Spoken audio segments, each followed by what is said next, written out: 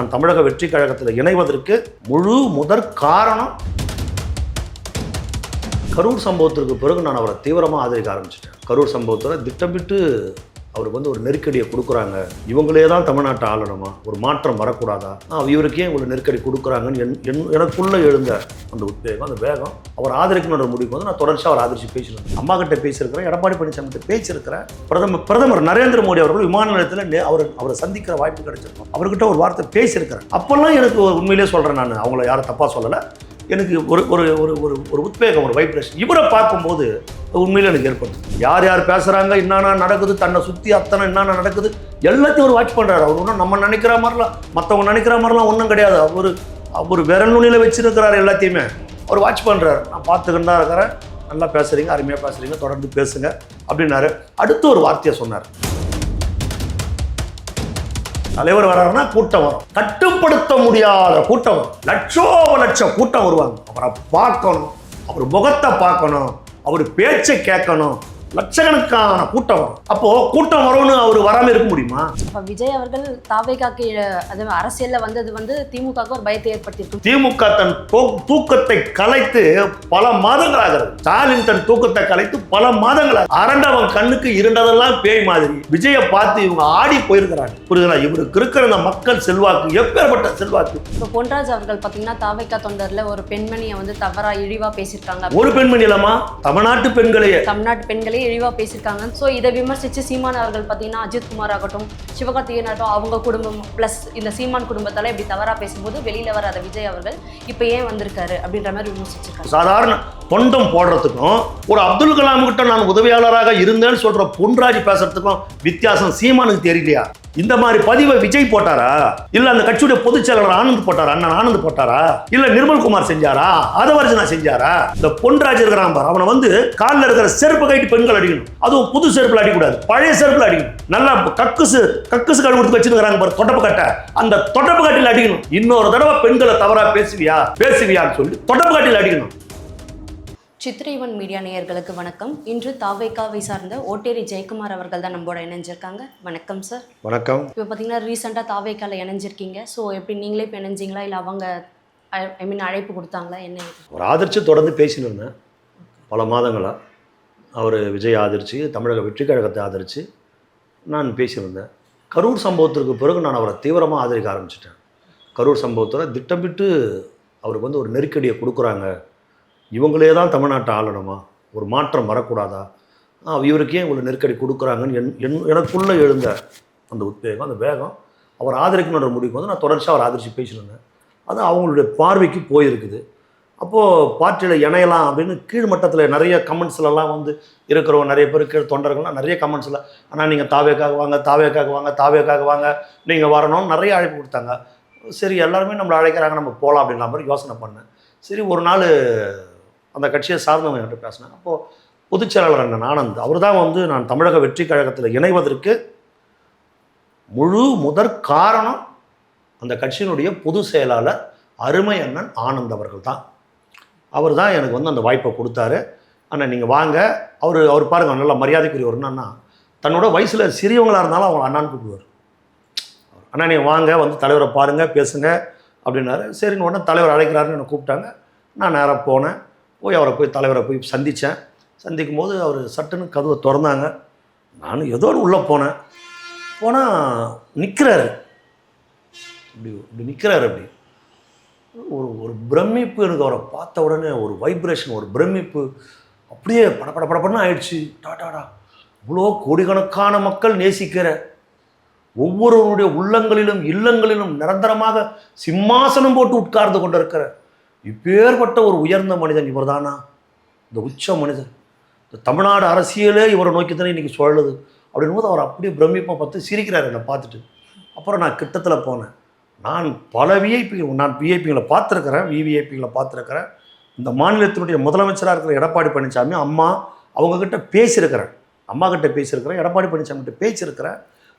பிரதமர் நரேந்திர மோடி அவர்கள் விமான நிலையத்தில் அவரை சந்திக்கிற வாய்ப்பு கிடைச்சப்போ அவர்கிட்ட ஒரு வார்த்தை பேசியிருக்கிறேன்.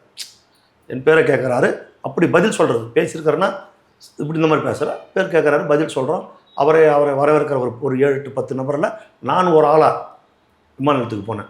அப்போல்லாம் எனக்கு உண்மையிலே சொல்கிறேன், நான் அவங்கள யாரும் தப்பாக சொல்லலை, எனக்கு ஒரு ஒரு ஒரு ஒரு ஒரு உத்வேகம், ஒரு வைப்ரேஷன் இவரை பார்க்கும்போது உண்மையிலே எனக்கு ஏற்பட்டது. விஜய் சார் என்ன பேசினார்? அவர் என்ன கிட்ட போயிட்டு, வணக்கம் தலைவர், நான் தான் ஓட்டியர் ஜெயக்குமார் அப்படின்னா, ஓட்டியர் ஜெயக்குமார் அப்படின்னு சொன்ன உடனே தெரியும், உங்கள் வீடியோலாம் நிறைய பார்த்துருக்குறேன், நீங்கள் நல்லா பேசுகிறீங்க.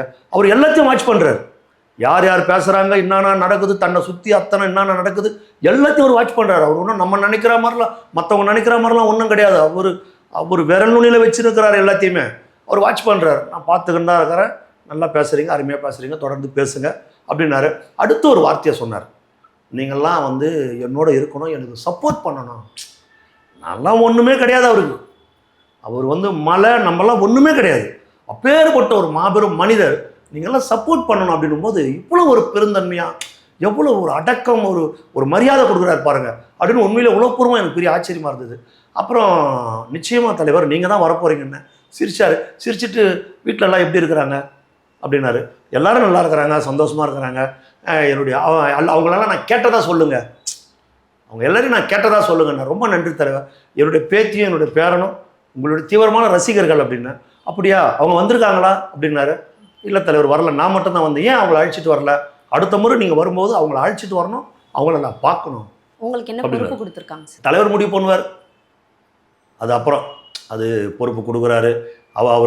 அவருடைய லட்சக்கணக்கான தொண்டர்கள் படையில் நான் ஒருத்தராக இருக்கிறேன், புரியுதுங்களா? அவர் தலைவர் முடிவு பண்ணுவார். அவர் யாருக்கு எப்போ எதை கொடுக்கணுன்றது தலைவருக்கு தெரியும், சரியா? தலைவருக்கு தெரியும் யாருக்கு எப்போ என்ன கொடுக்கணுன்றது தலைவருக்கு தெரியும். அது எல்லாத்தையும் அவர் கண்காட்சியில் தான் இருக்கிறார். இந்த வேட்பாளர் பட்டியல் அறிவிப்பதுலையும் சரி, அவர் பிரச்சாரம் தொடங்க போகிறதுலையும் சரி, எல்லாமே தடையாயிட்டு இருக்குல்ல சார், இதுக்கு என்ன காரணம்? ஒரு தடையெல்லாம் கிடையாது. அது வந்து வேட்பாளர் பட்டியல் வந்து ஒரு ஒரு இடத்துக்கு அவர் போகிறாருனால, மழை விட்டாலும் தூறல் விழலை, மழை விட்டாலும் தூறல் விடலை, ஆட்சி மாறினாலும் காட்சிகள் மாறலை.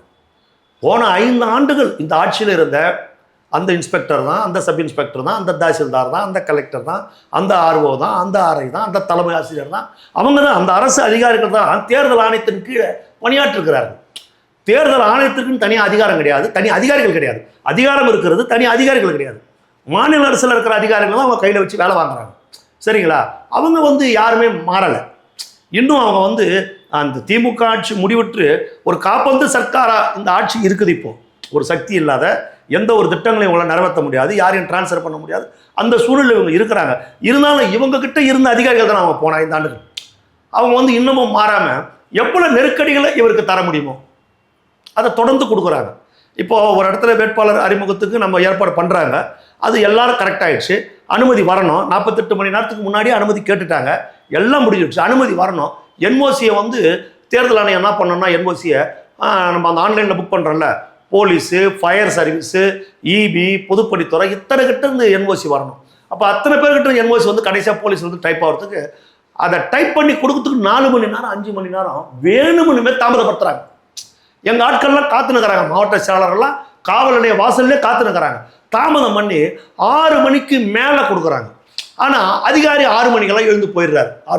ஒரு ஆஃபீஸர், தேர்தல் அதிகாரி எழுந்து போயிடுறாரு. அப்போ நீங்கள் தாமதமாக வந்தீங்க, அதனால் நடத்தக்கூடாது. சரி, பெரம்பூரில் வரார், மக்களை சந்திக்கிறதுக்கு ஒரு பிரச்சாரம். பெரம்பூருக்கு வராருன்னும் போது அந்த இடத்துல ஒரு குறிப்பிட்ட ஒரு இடத்த கேட்குறாங்க. கேட்ட உடனே விறுவிறுன்னு கார்பரேஷன் என்ன பண்ணுது, அந்த இடத்துல போய் வேணும்னுமே பள்ளம் தோண்டிட்டு அந்த இடத்த சுற்றி பேரிகேட் போடுது. குடி தண்ணி பிரச்சனை, சாக்கடை பிரச்சனை. ஏன்னா வருஷம் 65 நாளும் தான் சென்னையில் குடிநீர் பிரச்சனை, சாக்கடை பிரச்சனை, கொசு பிரச்சனை, ரோடு பிரச்சனை, குண்டு குழி பிரச்சனை எல்லாம் இருக்குது. அவர் வராருன்னு தெரியுது, நீங்கள் ஏன் வேணும்னு இது பண்ணுறீங்க? அப்போ 48 மணி நேரத்துக்கு முன்னாடி ஒரு அனுமதி கேட்குறாரு. இவங்க என்ன பண்ணுறாங்க, இப்படிலாம் பள்ளம் தோண்டி வச்சிருக்கிறாங்க, 3000 பேர் அங்கே கூட முடியாது. எத்தனை பேர் கூடுறான்னு கேட்குறாங்க. 3000 பேர் அங்கே கூட முடியாது. சரி, நான் கேட்குறேன், சென்னையில் எந்த சாலையில் 3000 பேர் கூட முடியும் சொல்லுங்கள்? 3000 பேர் எந்த சாலையில் கூட முடியும் சென்னையில்? தலைவர் வராருன்னா கூட்டம் வரும், தலைவர் வராருன்னா கூட்டம் வரும், கட்டுப்படுத்த முடியாத கூட்டம் வரும், லட்சம் கூட்டம் வருவாங்க. அவரை பார்க்கணும், அவர் முகத்தை பார்க்கணும், அவர் பேச்சை கேட்கணும், லட்சக்கணக்கான கூட்டம் வரும். அப்போது கூட்டம் வரும்னு அவர் வராமல் இருக்க முடியுமா? மற்ற கட்சிகள்லாம் இந்த மாதிரி கூட்டம் கூடும்போது லட்சக்கணக்கிலலாம் வராங்க சார். அப்போ எந்த தடையும் இல்லாத போது இவருக்கு மட்டும் எதுக்கு ஸ்பெசிஃபிக்? வேணும்னு பண்ணுறது தானுங்க இது. எதனா சொல்கிறேன்னா வேணும்னே பண்ணுறது. இப்போ ஸ்டாலின் மாநாடு நடத்துகிற கூட்டம்னா பல பேர் கூட்டுறாங்க, பணம் கொடுத்து, கோட்டர் கொடுத்து, கோழி பிரியாணி கொடுத்து கூட்டுறாங்க, சரிங்களா? இது வேணும்னு தான் நான் தான் சொல்கிறேன்னே. நெருக்கடி வேண்டும் என்று திட்டமிட்டு தலைவர் விஜய்க்கு மட்டுமே இந்த நெருக்கடி வழங்கப்படுகிறது. இதில் திமுக, அதிமுக, தேர்தல் ஆணையம் மூணுமே முக்கோணமாக செயல்படுது. இது ஒரு ஜனநாயகமா? தேர்தல் ஆணையம் ஒரு சுதந்திரமான அமைப்பு. இப்போ எலெக்ஷன் கமிஷன்ல திமுக ஆளுங்க தான் இருக்காங்க. ஆமா, இவங்க அதிகாரிகள் தான் இருக்கிறாங்க. இல்லைன்னா ஏன் முறையில் நடக்குது? நாங்கள் தான் பகிரங்கமாக சொல்றோம். பகிரங்கமாக சொல்றோம். இல்லைன்னா ஏன் நடக்குது? ஏன் தேர்தல் ஆணையம் தன்னுடைய கடமையை செய்ய தவறுது? என்ன பிரச்சனை? சிவாஜி படத்துல ரஜினி வந்து ஏதாவது கட்டணும்னா இது சரியில்லை, அது சரியில்லை, அது சரியில்லை, ஒரு டிபார்ட்மெண்ட் வந்து பேசுறான் பாருங்க. அந்த மாதிரி பேசுறான். லெப்ட்ல போட வேண்டிய புத்திர ரைட்ல போட்டுக்கிற, ரைட்ல போட வேண்டிய புத்திர லெப்ட்ல போட்டுக்கிற, இந்த பேஜ் எடுத்து இங்க வச்சிருக்கிற, அந்த பேஜ் எடுத்து, இப்படி வேணுமனுமே அவருக்கு தடை ஏற்படுத்தணும் வேணுமனுமே. ஆனா எல்லாத்துக்கும் ஒரு பொறுமை இருக்குது. ரொம்ப பொறுமையை சொல்லி அதனால அவர் சொல்றாரு பாசிச ஆட்சி நடக்குது.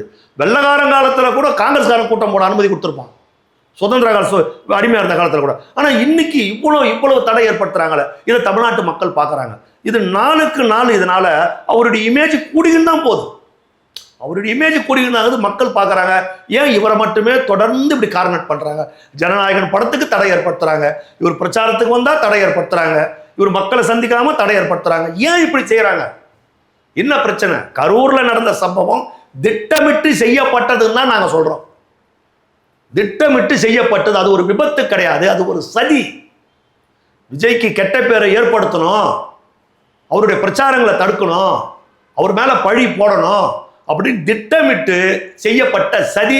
அந்த சதிக்கு பின்னால் இருப்ப கதாநாயகன் தான் செந்தில் பாலாஜி. அப்ப விஜய் அவர்கள் தாவேகாக்கு அரசியல்ல வந்தது வந்து திமுகவுக்கு ஒரு பயத்தை ஏற்படுத்தியிருக்கும். திமுகவுக்கு உன் வீட்டு பயம் என் வீட்டு பயம் இல்லாமா? இது ஊர் உலகத்துக்கே தெரிஞ்ச ஒரு செய்தி. திமுக தன் தூக்கத்தை கலைத்து பல மாதங்களாகிறது. ஸ்டாலின் தன் தூக்கத்தை கலைத்து பல மாதங்களாகிறது. அரண்டவன் கண்ணுக்கு இருண்டதெல்லாம் பேய் மாதிரி விஜயை பார்த்து இவங்க ஆடி போயிருக்கிறாங்க. புரியுதுங்களா? இவருக்கு இருக்கிற அந்த மக்கள் செல்வாக்கு எப்பேற்பட்ட செல்வாக்கு!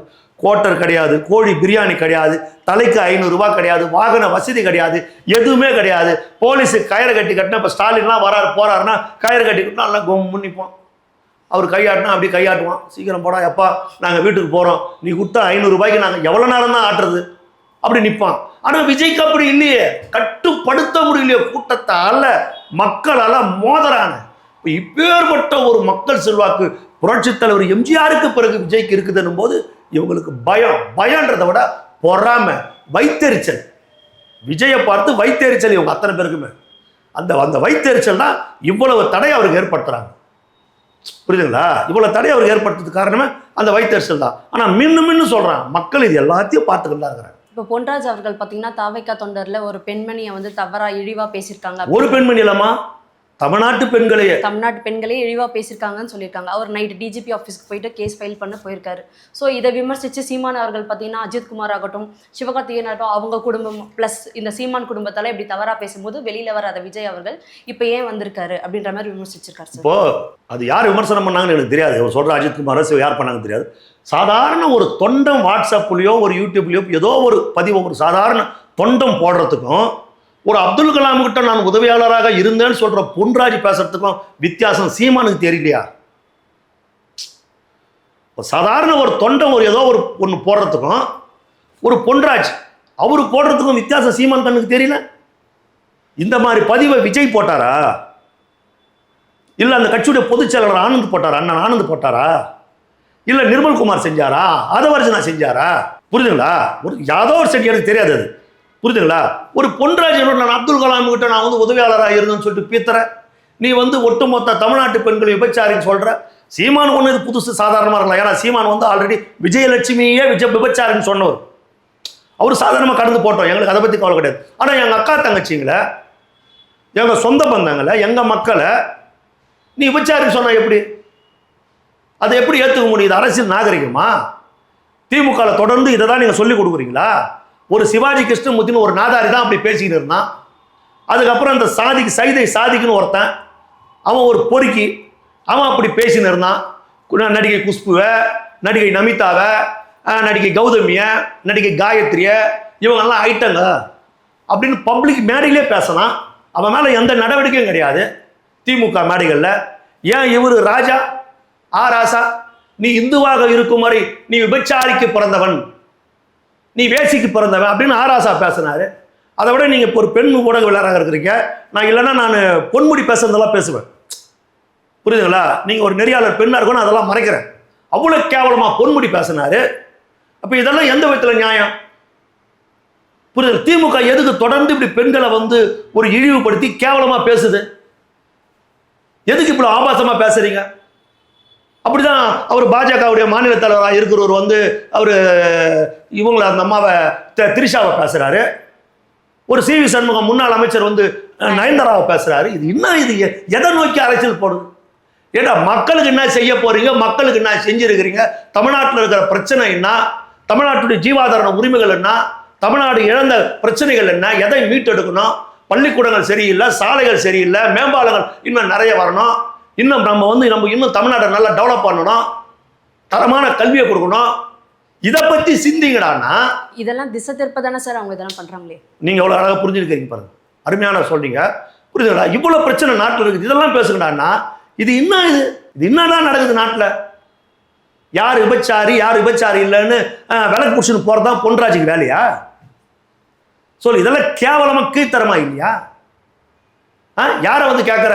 நான் என்ன கேட்குறேன்னா, தமிழ்நாட்டு பெண்கள் அவங்க காலில் இருக்கிற செருப்பை கைட்டி இவனுங்க அடிக்கணும். இந்த பொன்ராஜ் இருக்கிறான் பார், அவனை வந்து காலில் இருக்கிற செருப்பை கைட்டி பெண்கள் அடிக்கணும். அதுவும் புது செருப்பில் அடிக்கக்கூடாது, பழைய செருப்பில் அடிக்கணும். நல்லா கக்குசு கழு கொடுத்து வச்சுருக்கிறாங்க பாரு, தொட்டப்பு கட்டை, அந்த தொட்டப்பு கட்டியில் அடிக்கணும். இன்னொரு தடவை பெண்களை தவறாக பேசுவியான்னு சொல்லி தொட்டப்பு கட்டியில் அடிக்கணும். ஒரு பெண்களை ஒரு தவறாக பார்க்குற பார்வை என்ன பார்வை? ஒரு பொண்ணு வீட்டை விட்டு வந்தாலே தப்பாக தான் பேசுவோம். பேசுவீங்க நீங்கள்? சமூகம் பேசலை, திமுக தான் பேசுது. பெண்ணியத்துக்கு எதிராக திமுக தான் இருக்குது. எவ்வளோ கேவலமான சிந்தனை இது! இது மாறணும். அதை தான் தலைவர் போய் டிஜிபி அலுவலகத்தில் புகார் கொடுத்துருக்கிறார். இது ரொம்ப வரம்பு மீறி போகிறான் தமிழ்நாட்டு பெண்களை இந்த மாதிரி இவன் ஆபாசமாக பேசுறதை என்னால் அனுமதிக்க முடியாது அப்படின்னு தலைவர் சொல்லியிருக்கிறார். தற்கூரி கூட்டம், விஜய் கூட இருக்கிறதெல்லாம் தற்கூரி கூட்டம். நீ எல்லாம் என்ன? நான் கேட்குறேன், ஸ்டாலின் ஹார்வர்ட் பல்கலைக்கழகத்தில் படிச்சுவரா ஸ்டாலின்? இல்லை திமுக இருக்கிற தொண்டாலாம் நான் கேம்பிரிட்ஜ் யூனிவர்சிட்டியில் தான் எல்லாம் பிடிச்சிட்டு வந்தானா? உதயநிதி எங்கே கேம்பிரிட்ஜ் யூனிவர்சிட்டியில் ப்ரொஃபஸர் வந்தாரா உதயநிதி? கருணாநிதி தான் வந்து நாலாந்தா பல்கலைக்கழகத்தில் கட்டினாரா? சொல்லுங்க. தற்கூரின்ற அறிவில்லை உனக்கு. கலாம் என்றால் கலகம்னு சொன்னவர் கருணாநிதி. அப்துல் கலாம் மீண்டும் ஜனாதிபதி ஆகாமல் தடுத்தவர் கருணாநிதி. அவருடைய பேரை சொல்லி, அவருடைய உதவியாளர் சொல்லி அறிவாலயத்துடைய வாசலை நக்கி பழைக்கிற ஸ்டாலின் வியாபாரத்தில் பொழைக்கிற நாயா இருக்கிற. எப்படி பேசுற நீ பெண்களை? நான் இவ்வளவு தரந்தாழ்ந்து நான் யாரையும் இந்த மாதிரி நான் விமர்சிக்க மாட்டேன். எங்க அக்கா தங்கச்சிகளை நீ வந்து விபச்சாரின்னு பேசும்போது உனக்கு என்னடா மரியாதை? உனக்கு என்ன மரியாதை கொடுக்கணும்? அரசியலா பண்ணணும். இந்த மாதிரி பெண்களை கேவலமா பேசுற அரசியலை ஸ்டாலின் இதோட நிறுத்திக்கணும். அவங்க ஆட்கள் எல்லாம் அடக்கி வைக்கணும். இது தப்பு. இது தவறான பாதையை கொண்டு போயிடும்.